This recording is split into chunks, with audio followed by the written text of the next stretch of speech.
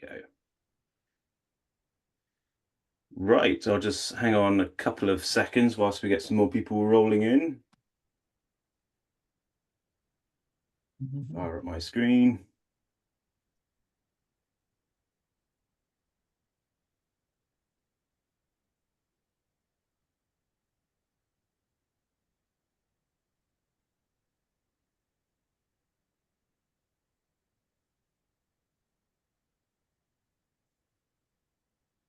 Alrighty, and just a final mic check. Mark and James, you can hear me? Yeah, I can hear you. All good. Coming in clear. Excellent, excellent. And the slides are showing. Yeah.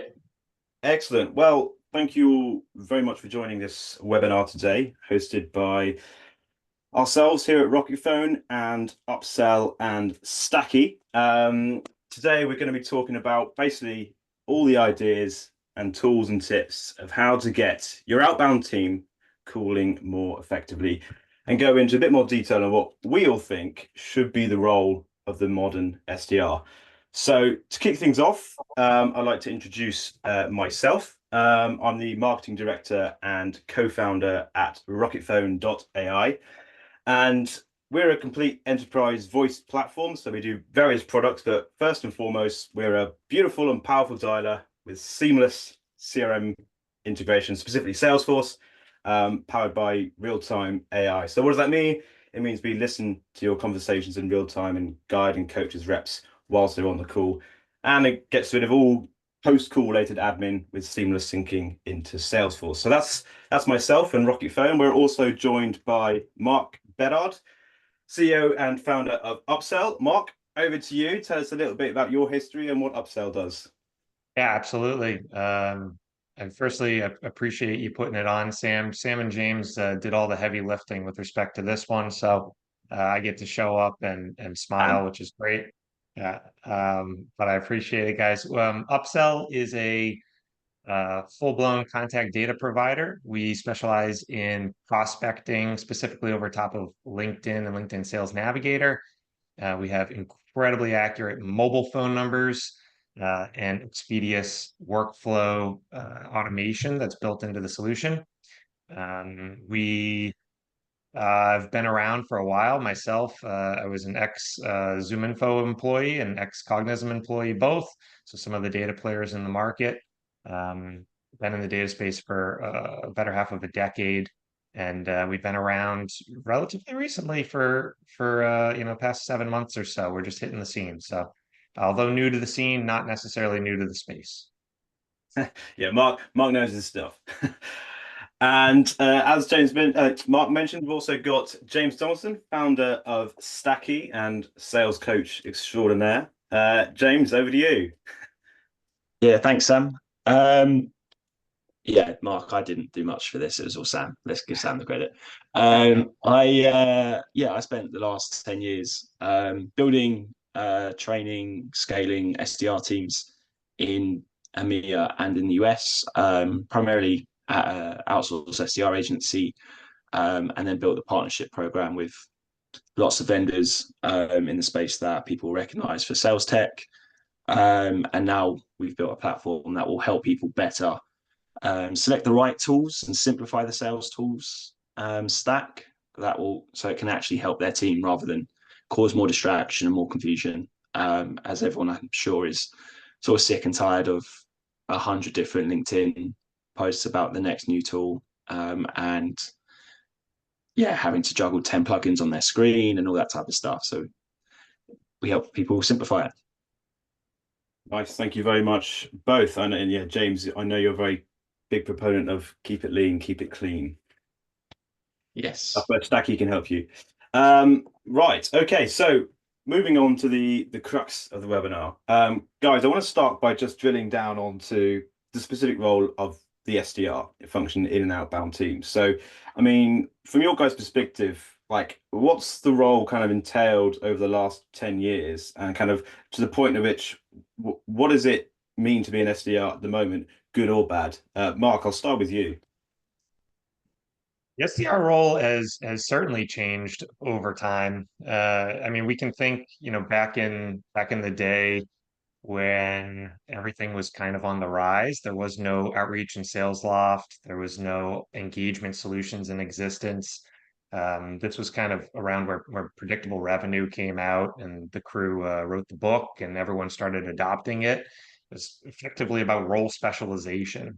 We've got SDRs or sales development people generating conversations and passing those conversations and passing those potential opportunities on to more seasoned representatives. And those are the individuals that are actually doing the demonstrations and sussing out pain and so on at that organization.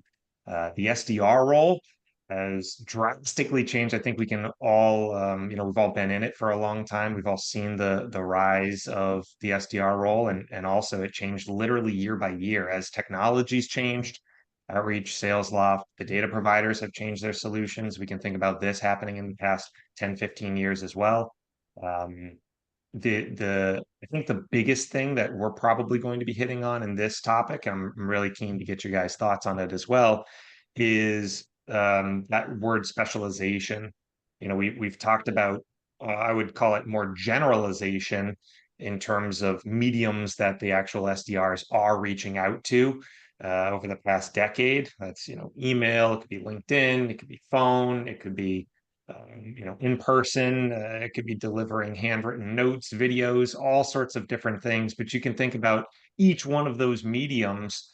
I'm not the best in terms of cold calling. I'm also not the best in terms of cold emailing, but there are people out there that are really good at those individual specializations. And I would definitely say the biggest change over the past decade has been a generalized approach to sales development, and how that is now evolving into a much more specialized approach to sales development. What are you guys seeing with respect to that, though?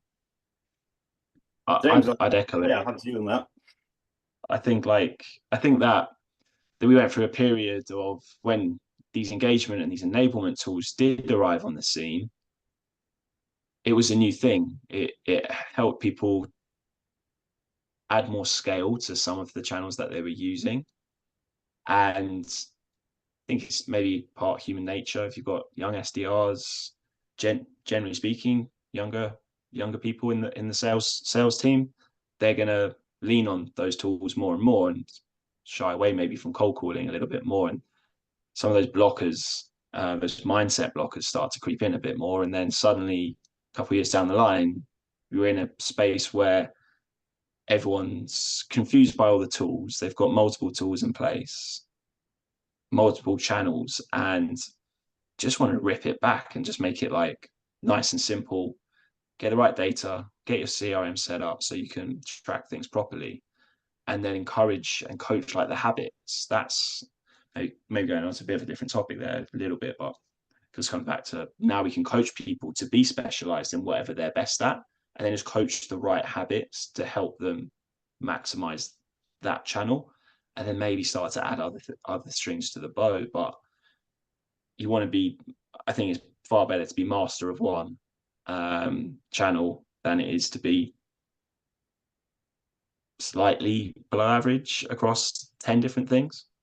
And I think like when I started, certainly it was that here's a list, here's how we track it all really nicely, here's the dialer, start like let's start calling through this. And I was just coached so like heavily on the habits of creating next steps, navigating things around the switchboards and all these little steps, which I think are the real skills that actually make someone successful in sales, rather than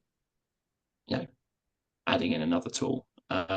So yeah, I like how you put it with the generalization and then the specialization, and that's kind of I think where people need to start focusing on and going forward with more specialization on whatever that person's best at.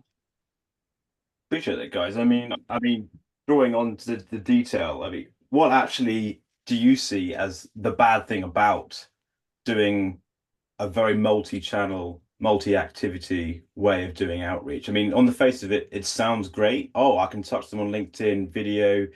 I've got Synthesia. I've got Surf and all these tools that have been blasted at. But why, in your eyes, is that actually a bad thing if you're trying to do it all?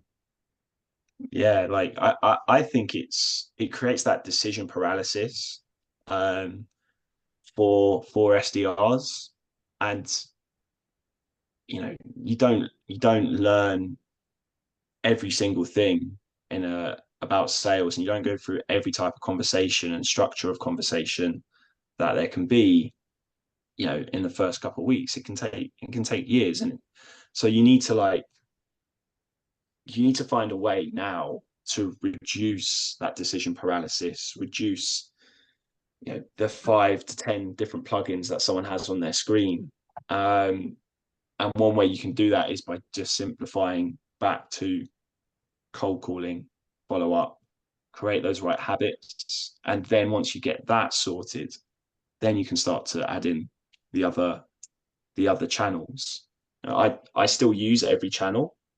Um, but if you're trying to hit a high volume across all three of the main channels, be it calling, email, and LinkedIn, and you're leaving that all to the SDR, there's just so much for them to think about, and distraction, and not that it's not their fault, but they can make excuses or find excuses, or that it gives them lots of reasons as to why they're not making progress, why they're not developing, why they're not making targets.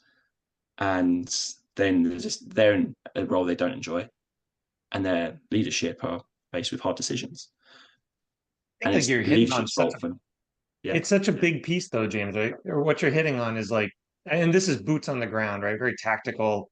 I think we can dive into the weeds because we've got, three guys here that certainly have been in it and seen it firsthand. And we talk to customers all day long where they're in there. You can think about what's actually happening from the SDR's perspective. So we kick a record in, right? We find the individual, we prospect the person, and certainly there's training with respect to all of that. We find those individuals, we shoot those records where predominantly directly into engagement solutions. And everyone's been doing the exact same engagement solutions for the past decade as well, where we've got a personalized touch point of an email going out first. Then we've got the call tasks after that. We've got another generic email followed up. And, we got 13 touches or whatever it happens to be over the course of the next several weeks. And that, like, think about what that is for that SDR, right? The SDR is on there, they find the person, they got the actual individual where they're like, this person's definitely like one of the buying panel for the solution I'm selling. Okay, I export them. Cool. I go on to the next record. I export. And now, let's say after lunch, I pick it up and I'm in the engagement solution. I've lost all context to those individuals that I just prospected, right? I've shot all of those peoples into the engagement solution. And now what am I doing? I'm going back out to LinkedIn, back out to find some sort of relevance, back out to try to customize this first step engagement email that I've got to make personalized because exec said it's got to be personalized. What we're finding is people are scrapping this model because it's you asked specifically, Sam, like, why are people getting away from it? We're jacking up the amount of time that people are spending on every single record that we prospect drastically. We're double dipping every single time, right? They find the individual, they spend time prospecting, and then they going to engage with that record and they have to go back to prospecting to find relevance and context. And why is that going to land? That's something that upsell certainly helps with, but this motion is like, it's an old motion, right? Especially when we know that the only way to cut through is hyper personalization. It's being human, it's being relevant. I know I've talked to both of you guys extensively about those topics, but I think the actual operational flow here, it just takes too much time. And I think what we're going to see is we're going to see people, you see it already with some teams, where you've got individuals capturing context, capturing that relevancy during the prospecting process, kicking that relevance, tying it from that prospecting motion all the way through to engagement. When then at the engagement stage, now when you're in a great solution like Rocket Phone or something like that, you've got that relevance right there. You don't have to go back. You don't have to go find, why did I put this person in cadence again? What was the hook? I talk about the nugget? You got to find that nugget, that golden nugget that you're going to bring up on the call that is just going to work. you've got to find that nugget, but it happens in prospecting, not in the engagement side. And Mark, you were talking about before we got on live. Actually, you've seen a lot of your customers actually ditching the sales lofts and the outreaches. I guess that alludes to that as well. We have folks that have looked at their tech stack and said, look, I need phone numbers to call. Emails aren't really cutting through the noise anymore. So here's what we're going to do. We're going to get the record. We're going to shoot it into CRM. Some have the engagement solutions, right, where they'll just do automated emails off and they'll take whatever they can get with respect to them. A lot of them have dropped hyper personalization with emails in particular, and I think that's actually a fine process where you don't have that nugget. If you don't have the nugget, don't try to force it. Just move on to the next one and send a generic thing. That could be through marketing, that could be through sales. It doesn't really matter. Touch the multi-channel if you can, but definitely we see folks that are just moving straight into using dialers. With upsell, we can actually tag that record upon export, tag it to a specific campaign. So you're prospecting that individual, you kick it into CRM, we tag it to a marketing air cover campaign. Marketing's then bombarding them with, LinkedIn target ads, email content, all that kind of multi-channel touch. And the team just sees call tasks from start to finish, which is a great thing.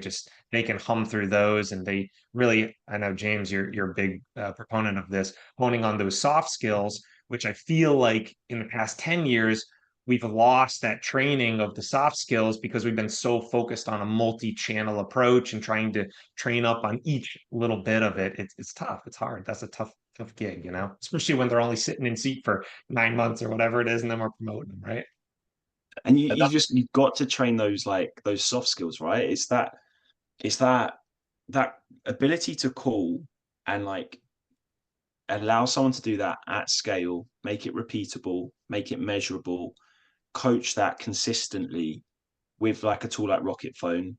That's what allows your young reps to talk to more humans, enjoy their role a little bit more. Yes, it's challenging. Yes, it's a really, really hard role, but it is much more it's much more mind-numbing, and you're going to want to leave that role much quicker if you're sat staring at engagement tools, just watching it tell you what to do, rather than looking at a list of prospects where you've got a few notes and you're calling through and you're slowly getting more confident, you're slowly speaking to humans, and you've got to trust that compound effect of month 1 on a new list, I'll have a few conversations, month 2, I'll have more, month 3, I'll have more, and you just continue to do that. And people don't often give it long enough, I suppose, and trust that process. And again, back to putting it on it's not the SDRs, it's the leadership around them. It's up to leadership to communicate to them this is a process, it takes time,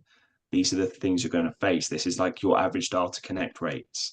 So if people don't even know what the average dial connect rates, if they're working selling to IT leaders and stuff, and it's 20 dials to a connection sometimes, and they get to dial 19 and I can't do this. It's you haven't made the minimum number of dials. And it's things as simple as that I think people need to try and talk more about and educate their SDRs on, and then encourage them to call more. And calling will build their skills, build their confidence, and that's the future of your organization. That's the future of your sales team. The SDRs that want to move into AE roles, well, you don't want to move people into AE roles who haven't really been speaking to a lot of prospects. Even if they've been booking lots of meetings by email prospecting, if they haven't been speaking to people, speaking to customers, then they're going to have a much harder time as an AE as well, or SDR manager, or whatever role they try and move into, right? Exactly, and that you've made that a perfect segue, James and Mark, into what we're talking about here is specialization, isn't it? Really. So taking elements of your outbound team and specializing in areas, and I guess what we're saying here is calling should be that primary outbound function for your SDRs to be taken care of. Pick up the phone and literally start dialing. I mean, Mark, I'll go to you on your comments here on how that can make that easier, it all starts with data, right? I mean, we like to think so as a data company, but I don't want to.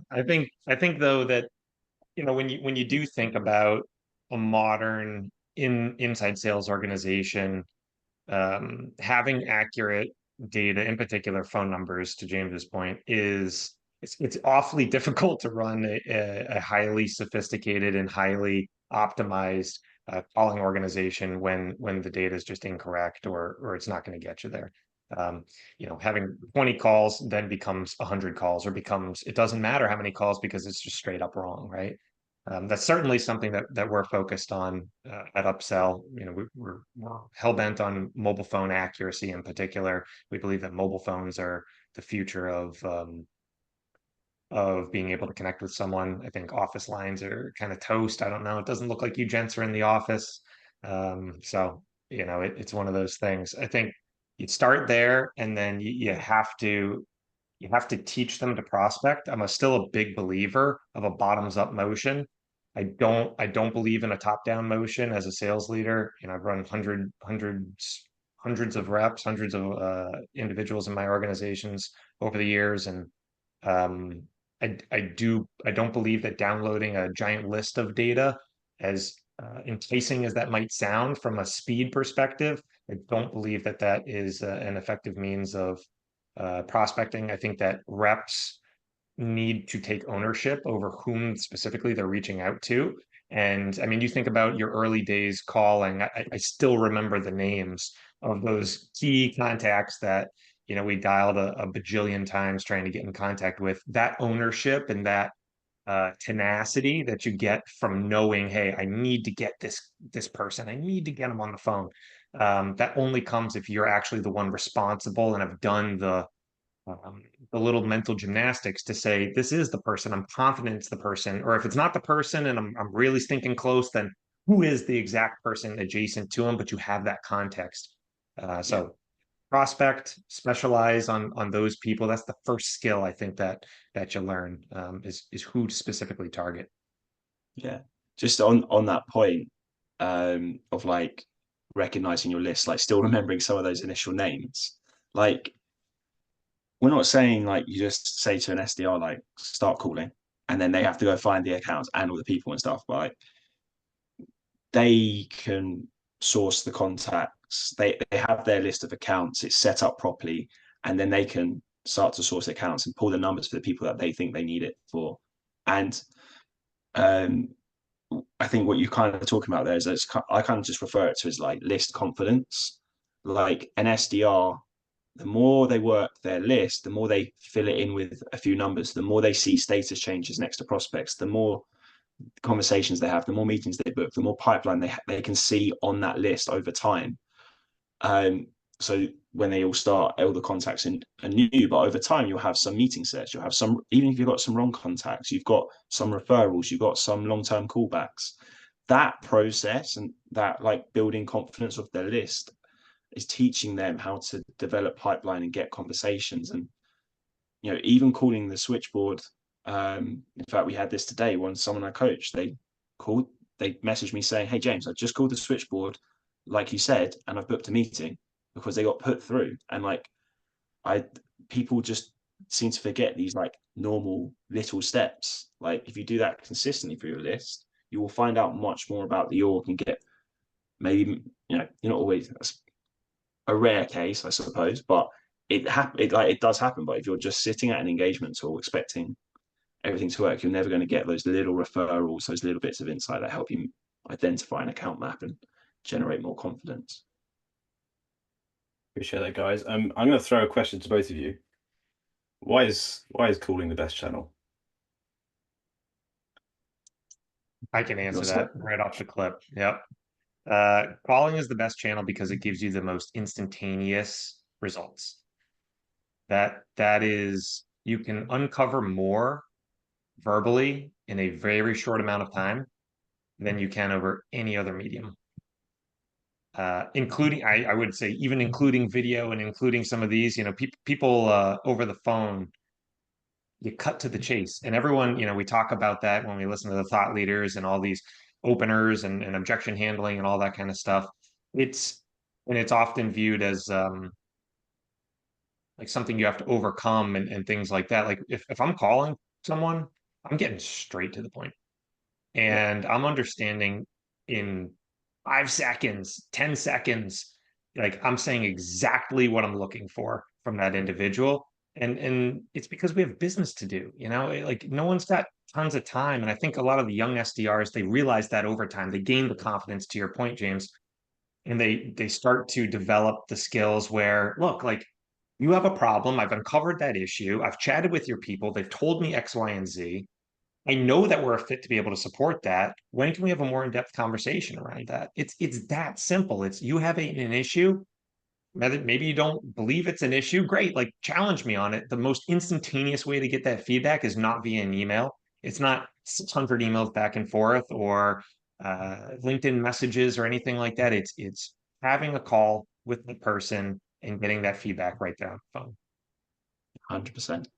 Like it's that, and the kind of the example as you were talking through there is just like it's such a basic structure to a call that, again, going back to like leadership, having to take that responsibility and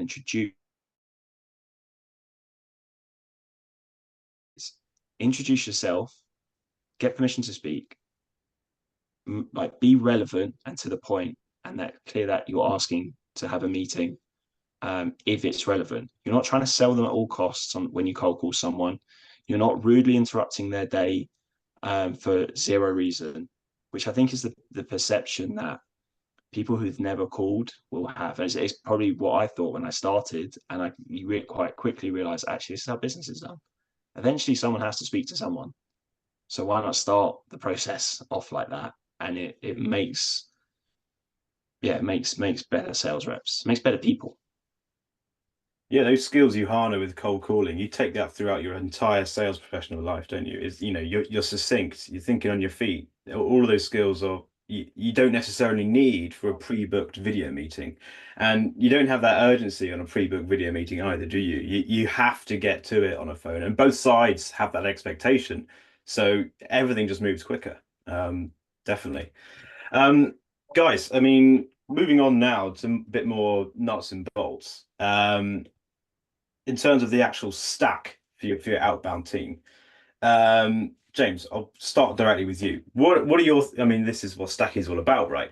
But what do you see as the ultimate lean stack that what you only need for an outbound team? So, and this is exactly how my previous company Engage Tech, we were able to scale. We scaled to like we had 150 SDRs, I think, across 6 offices at one point.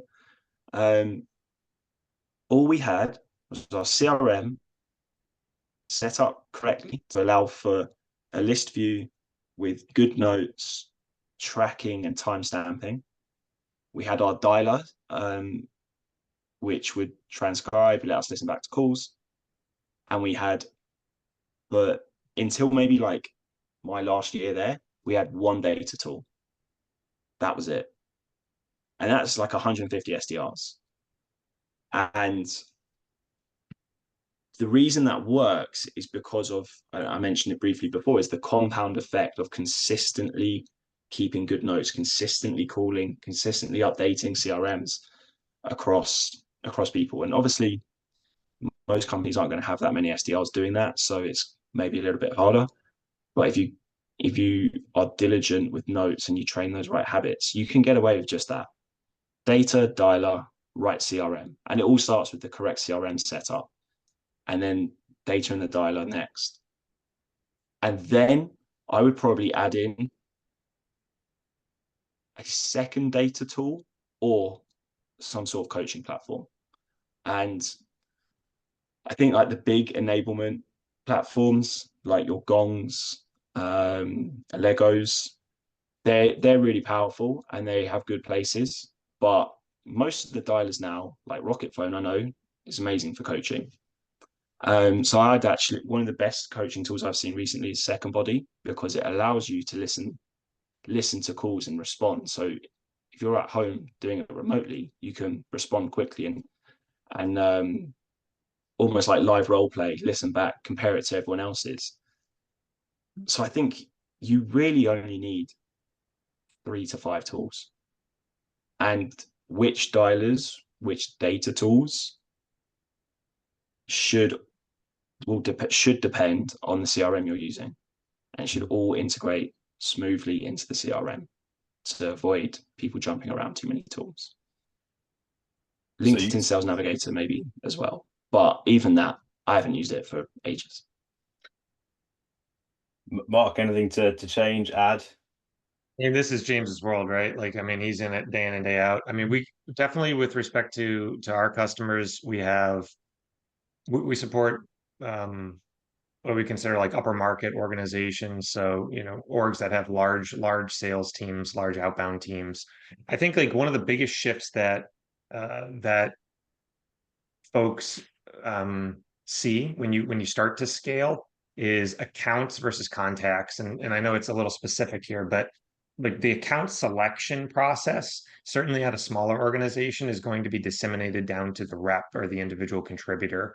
As you grow, that is something that gets swallowed up by the RevOps team and the leadership team. Defining which ICP organizations to go after is its own thing. So however you think about doing that ICP selection, actually identifying those accounts, disseminating those accounts to the reps, we definitely support more account-driven organizations where if James is one of my reps, James, here's your 50, 75, 100, 10, depends on what you are, strategic rep to commercial rep. We'll have different ranges of organizations, but here's the accounts I want you going after. Now accounts are chosen by leadership and RevOps, and now you can go decide which individuals and have the conversations within those accounts. That fine line, I think, is an important distinction of a smaller organization to a bigger one. So whatever tech that you need, there's some really nice solutions out there for lookalikes and account selections and all that kind of stuff. I think that's one perspective, and then I wouldn't disagree with James's take on that at all. Actually, I think like we recommend very similar stack. Most of our folks already have LinkedIn Sales Nav. They're prospecting on that. They're then kicking records straight into CRM, and they're then engaging with them however they happen to do. I see dialers are crushing it right now. They're drastically on the rise. A lot of people have leveraged Outreach and Sales Loft and the engagement solutions for years and years. I see it's definitely still something that people are using, but dialers are quickly becoming a fan favorite among the SDR team. And that gives you more time to focus on the soft skills when you lean up your tech stack rather than focusing on the operational trainings and teachings that I think we've done for the past decade. Quick question, just maybe think. How many calls have you two had in the last 2 weeks? How many cold calls? Cold calls? Yeah. St. Jude's called me, but that was for a donation. So maybe 1, 2, something like that. How many emails, James? Hundreds. I get tons of emails. I had one cold call last week. Sam, any cold calls?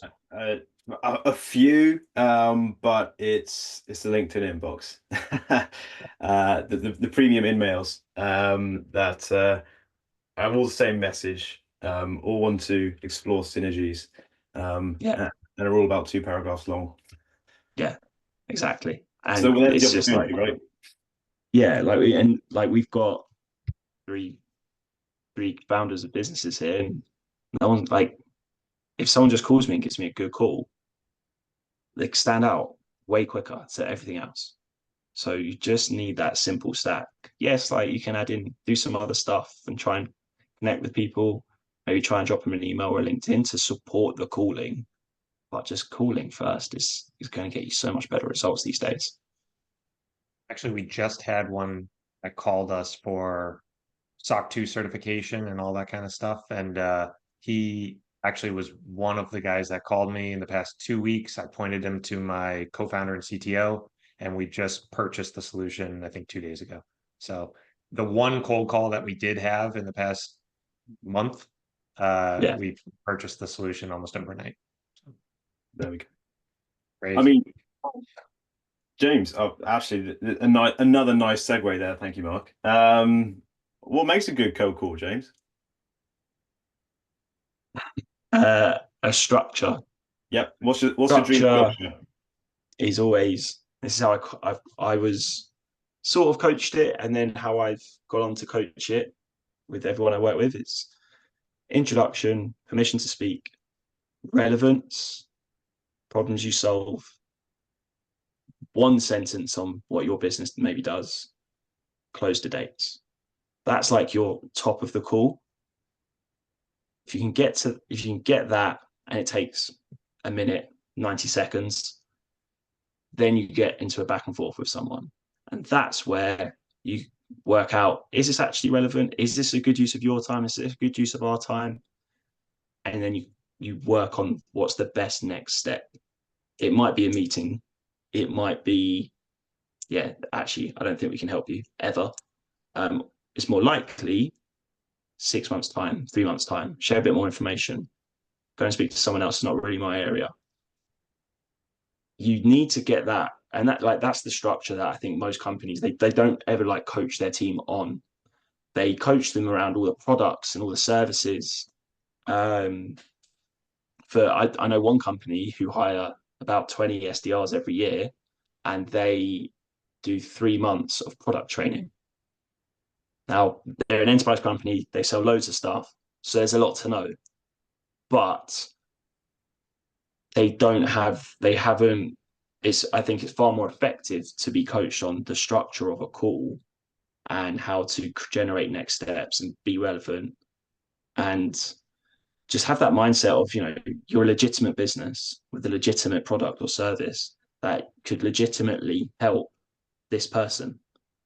And that's what you're trying to work out on that call. I'd always try and stick to introduction, permission to speak, relevance in the problems you solve, close to dates, and then that gets you into the two-way conversation. I suppose when you're in that two-way conversation bit, it's less about you, it's all about the prospect. So just asking those open questions, allowing them to speak.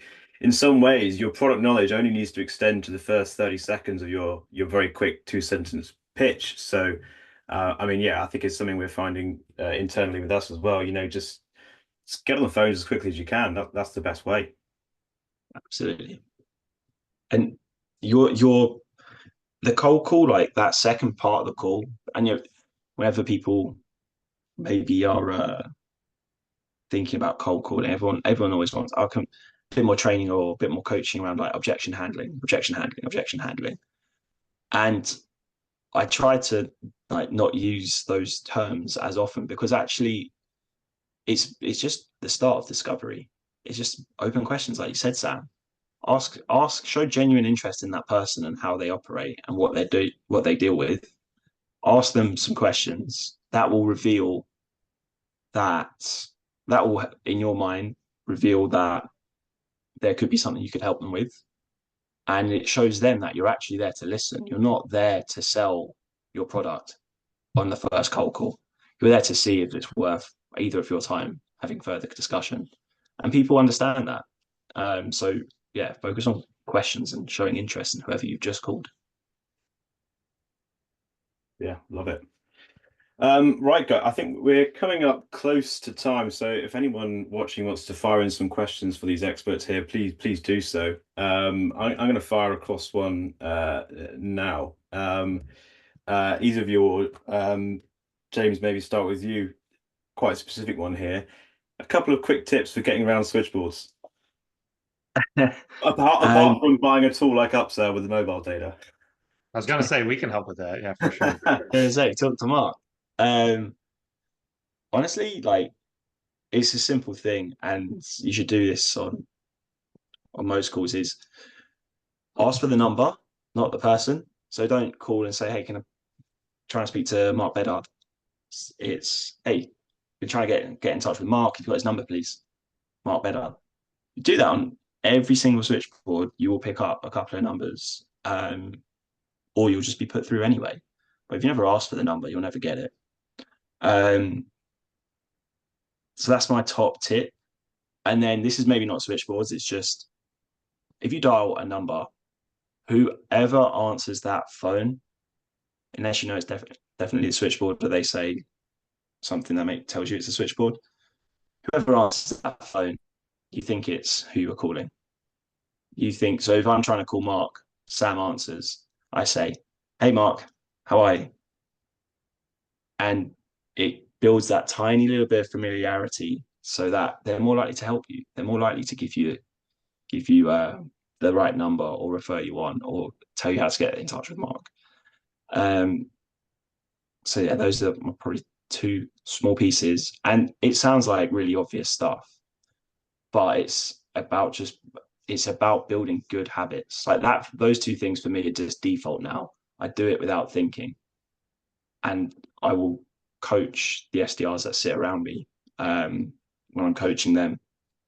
I will, after every call, tell them to do that, remind them to do that after every single dial, because it does make a difference. That compound effect over time means they will have more conversations, they will get more numbers, and they'll get that confidence. Love it. Mark, anything to add, or some other more general tidbits, nuggets of golden information for outbound? As James was kind of talking on the recent advice there, I think like one of the big things that folks forget is who specifically they're calling and what outcome they're actually looking to get out of that. So often do I see, SDRs prospect great people, like great, let's say I'm selling upsell and they're going after, VPs of RevOps and VPs of sales development and CROs and everything. I'm finding all those individuals and they're putting them into Cadence and they're sending them automated messages and so on. And then when they actually get one of them on the line, they're doing a discovery to that person, trying to, I call it fishing, like they're trying to fish for pain. And it's like, oh, go uncover pain at that organization, try to quantify it, like uncover it from the ICs, let's say. Try to quantify it with the managers and directors. And by the time that you're talking to that VP, it's going to sound so different when you're hopping on that line. It's Sam, I've spoken to your team. I understand that they're really struggling to get in contact with the prospects that they're looking to reach out to. Your guys' management team has summarized it and said there's about a 25% inefficiency going on there, and they're wasting effectively 25% of their day. Like, what kind of impact do you think that has on your bottom line overall? And if you could solve something like that, when would you think about solving it? Like, now we're giving them context for the conversation. We've done our homework. We've actually quantified it. And when we actually get that decision maker on the call, I'm not asking them, hey, do you have a mobile phone issue? Do you have a call to connect ratio issue? Is that something like that you're struggling with? And he's like, I don't know. I'm on the course. Maybe. Like, I have no idea, right? Like, yeah, I got to go talk to my people about that, right? You know who you're talking to and what outcome you're looking to drive from those individuals and provide value to the table with something. I think that nugget, own that nugget, that's important. Something that, as you were sort of walking through that scenario, because I don't think we've touched on this, is that you're not just like people. Don't get stuck in your own head, and don't make assumptions that this is the guy at this organization, this is the person, so I'm only calling him, because it might not be, and he might be the guy who never ever answers his phone, or never ever takes cold engagements, or is always only going to look at things that his team has brought him or someone else has asked him to do. You can't make that outside assumption that just because, to stick with that example, just because he is CRO or head of RevOps, that he is definitely the right person. He has a manager, they have a sales leader, they have a few other contacts, and have like 3 to 5 people that might be relevant. Have them on your list, call them, speak to different people. Don't just speak to one person and then rule the rest of the company out. One person might not feel the pain, they might not be that bothered, but the guy sitting opposite him, or that he has his weekly catch up with, who has to deal with all the tech, might have a problem with it. And call 3 to 5 people at a company and also don't just take the one guy who said no as ruling the whole company out. Try and speak to at least two generally before you rule out that, and that have shot you down before you rule it out and move on. Yeah, I really like that. I mean, if you take that mindset of, other than every call I want to get a meeting booked or whatever, but actually if you make it a bit more simple, every call I want to get more information, then whoever you're talking to, you can make every call a success in that way, can't you? Yeah, it's about getting the right next step. Is what I try to tell people. That might be a meeting. It might be a call back in 3 weeks' time. It might be a call back next year when something else has changed or whatever. But genuine conversation to get to the right outcomes is what you're looking for. Love it. Gents, thank you very much for your time this afternoon, and your morning, Mark, your afternoon, James. I've left our respective companies up here on the screen. If anyone wants to learn a bit more about our services, you can get in touch there or add any of us on LinkedIn. So I hope it's been a very informative session. I hope you now be able to optimize your outbound teams and pick up the phone and get dialing, everyone. Thank you very much, Cheers, everyone. Mark. Thanks, Sam. Cheers, Sam. Thanks for organising. Bye bye. Cheers.